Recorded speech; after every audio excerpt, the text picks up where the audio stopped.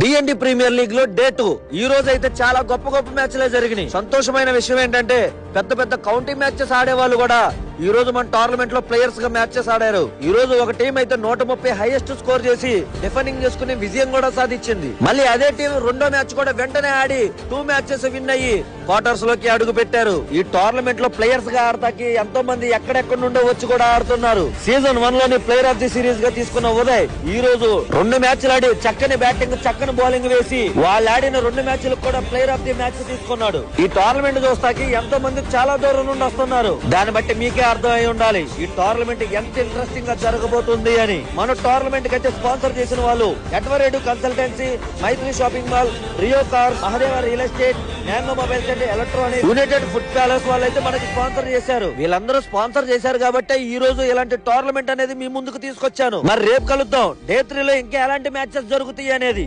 వెళ్ళొస్తా మరి.